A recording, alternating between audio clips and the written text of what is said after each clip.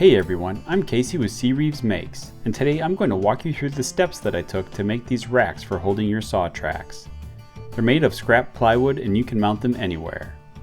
They lock and secure your track so you can even mount them to your garage door. I'll have plans to these linked in the description down below.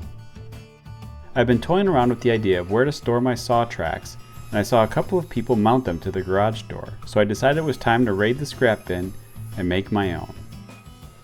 I had some 1/2-inch plywood, so I started by ripping that to width. I recently got the Rockler small parts sled, and it's perfect for smaller projects and cuts like this.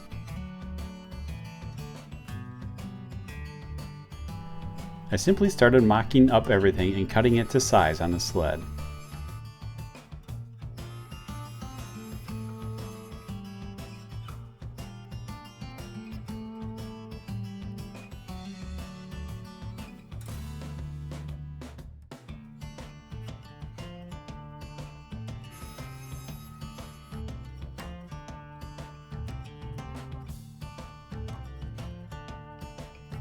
I just kept adding everything up to get it to the correct locations and thickness of material to match my track.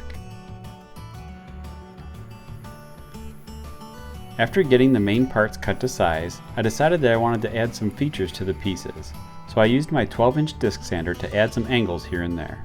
This just added to the overall aesthetic of the racks. The one part that is key is that you will want a large angle added to the part that I call the cleat. This will allow you to slide the track in easily and remove it easily without it catching. Now it's time to glue it all together. You will want to use your track as a layout guide and make marks as to where you need to hold and secure the track. Using my woodpecker's T-square as a reference edge, I added some Starbond glue to the pieces and glued them into place. The T-square ensures that you will glue the part into the correct place. If you want, you can also add screws or nails to secure the parts.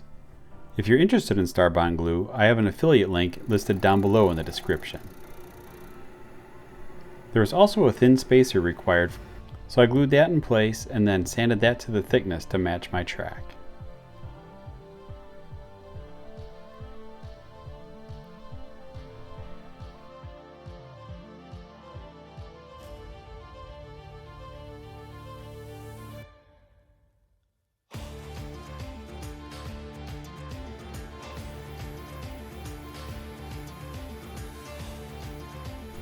The next step was the hole layouts. Using my T-square, I marked out all the hole locations and then got to drilling.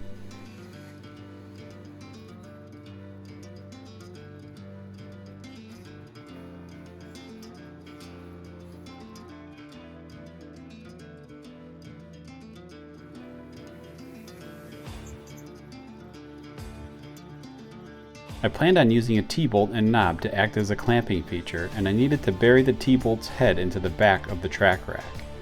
So I drilled 2 holes with a Forstner bit side by side and then used my chisel to connect them. This T-bolt will get clamped against the garage door when I install them, so it will never move when I use the knob. To get the clamp to work, I added a long slot to the upper section.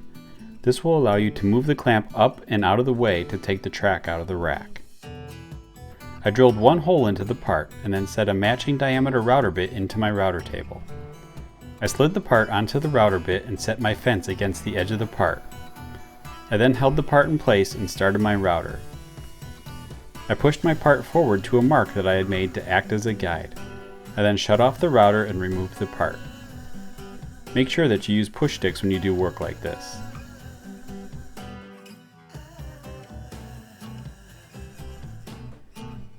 That's basically it. Add your knobs and mounting hardware and mount the racks wherever you'd like, and you're ready to hang your tracks. I used self-tapping large head screws to secure my tracks to the garage door.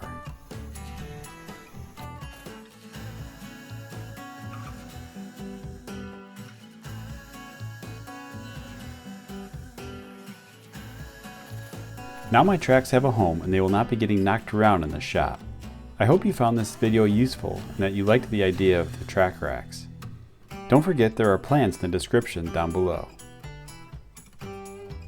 If you like this video, please click subscribe. Leave me a comment down below on other projects that you'd like me to do.